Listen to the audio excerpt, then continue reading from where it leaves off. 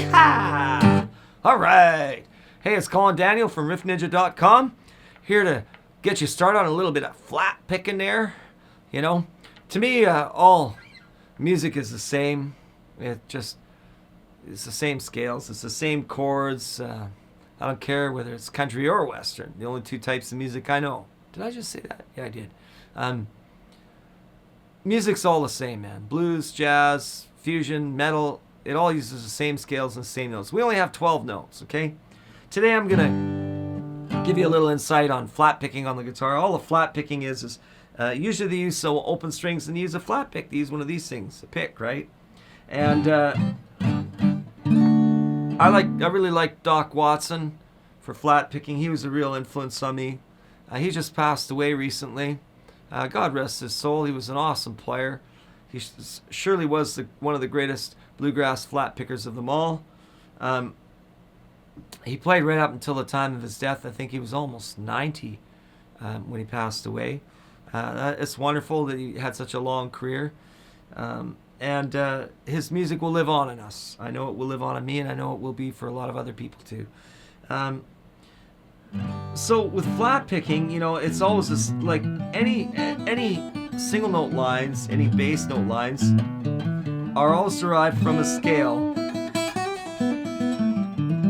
and it has to have a relationship between the scale and the chords. So that's what I'm going to talk to you about today, the relationship between the chord and the scale. Of course, I mean, how many times have you seen G, C, and D? There's a 1, 4, and 5. That's the three common changes, the three main changes in G major, G, C, and D. Just like that. And this is kind of a little excerpt taken from Lovin' in My Baby's Arms, G, C, and D, you know. And to get your flat picking, you got to use a scale. Now you would think right away that, and this is the way it'll teach you to play G major, which would be, you know, and I won't use that scale, G major. I'll use parts of it. I'll use E minor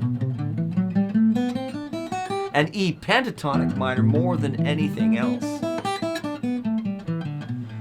because they're the full spectrum of the key. E minor is relative to G major. So when I play out of the E minor scale,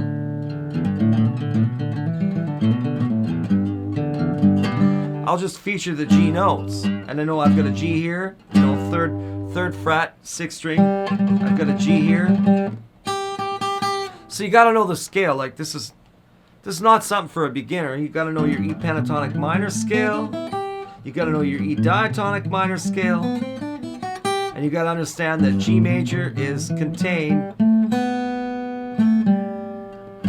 in that E diatonic minor scale. It's right in there. It's all the notes I need. And you can see how they work so well together.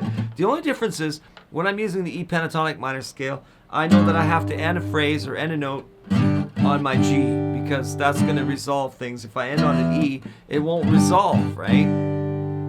And that's how I get the flat picking going. So this is basically,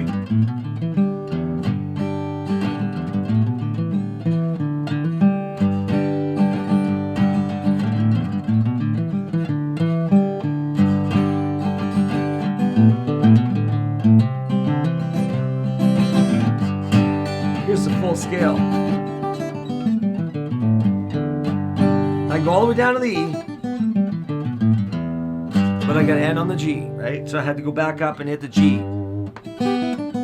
Now you can try this at home with your buddies jamming. Get one of your buddies to strum away at G, C, and D any way you can. And now you try this scale, this E pentatonic minor scale, which is the easiest to start with.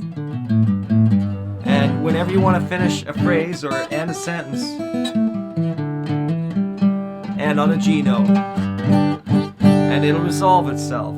Any of the notes in the scale can be played. And that's how you start your flat picking.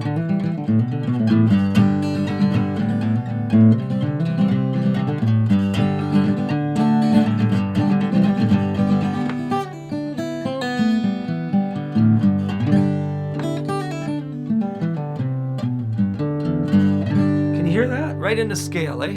There's a secret for you. Relative major, minor. G major and E minor. Great place to start. Okay, have fun picking. Pick away. If you want to learn more about this, you're going to have to come and visit me at the Riff Ninja Academy. I've got a 3-day free trial that I'm offering for any of you that are really curious. Come on over and check it out. All right, good luck, happy picking. See you soon.